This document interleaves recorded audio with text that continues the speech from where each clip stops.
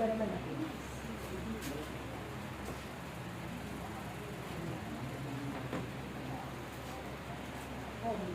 Magbigayan kayo ng kapayapaan. Ako ang hari ng kapayapaan na anak. Kapag lumalapit sa akin, ay magkakaroon ng kapahinahan. Magkakaroon ng kapanatagan ang kalooban ninyo.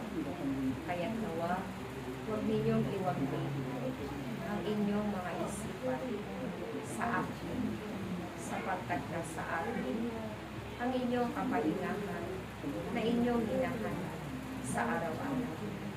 Batid ko ang inyong mga kampanin sa inyong tahanan, sa gawain ito ng aking Ama na inihayag niya sa inyong lahat.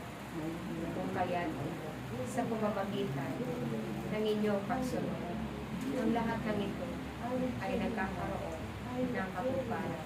Nagagampanan ng bawat isa ang bawat gawain sa araw-araw, sapagkat taglay ninyo ang Espiritu ng Diyos, na kung saan katulad ng aking panahon, ang lahat ay aming pinagpapakinggan ng mga salita ng Diyos.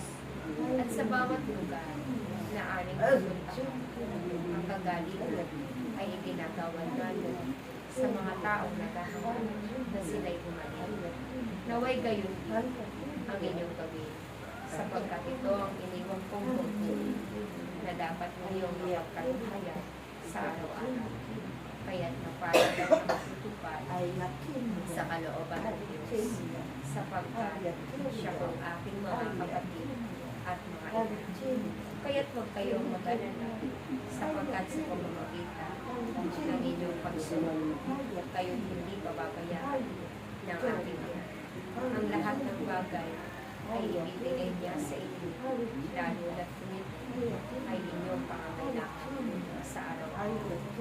Ako'y patuloy at nagagawa ng himala para sa inyo na kung saan ang wala ay magkakaroon, sapagkat ito ang pangako ng aking Ama sa bawat nakikipagtutulong sa kanyang gawain.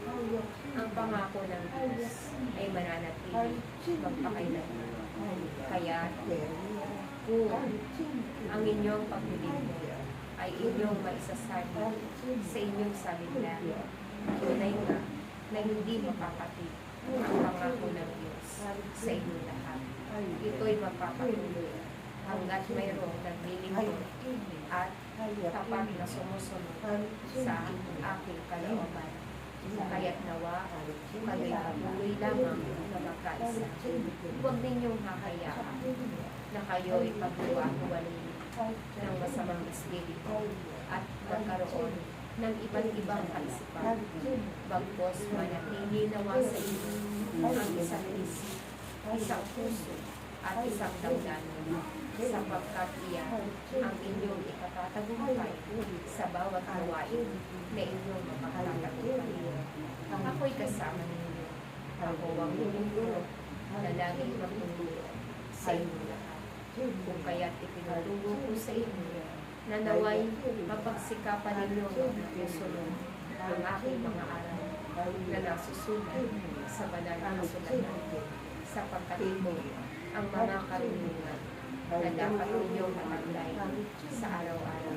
Kapag ito ay inyong nakinig sa araw-araw, tunay na ng paghahari ng Diyos ay sumasa inyo na. Kaya't nawa, patuloy ninyong pag-aralan ang aking mga katuruan, sapagkat ang lahat ng ito ay ang susi patungo kaharian ng aking Ama. At ang lahat ng naroon ay tunay na nagsumikap na makasunod sa kalooban ng aking Ama. Kaya't nawa kayong mga naririto, magsikapan ninyo na kayo'y makasunod, sapagkat ang pagsunod ay may kalapit na gantimpala. Kayo'y pinagkatiwalaan ng aking Ama sa maraming kagaya. Kung kaya't nawa, mapagtagumpayan ninyo ang inyong pagpuli. Gawin niyo lamang ito nang mayroong ngiti at mayroong pagkiki. Ang pag-aalay ninyo ng inyong mga sarili ay tunay na magkakamit ng buhay na walang hanggan at patuloy pa niyang panghahabain ang inyong mga buhay. Kaya't habang ang salita ay inyong ipinapakita, ang salita ng Diyos ay magpakailanman. Habang ang salita ay inyong ipinapahayag sa bawat bayan, ang haba ng salita ay siya rin haba ng inyong mga buhay.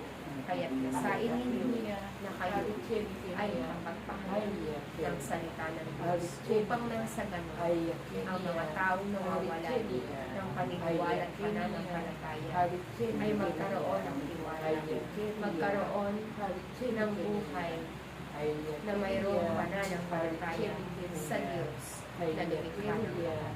Paulit, ako ang inyong Panginoon, Yesu Cristo, na naway lumapit kayo sa akin at makakamit ninyo ang tunay na kapangyarihan. Maraming salamat.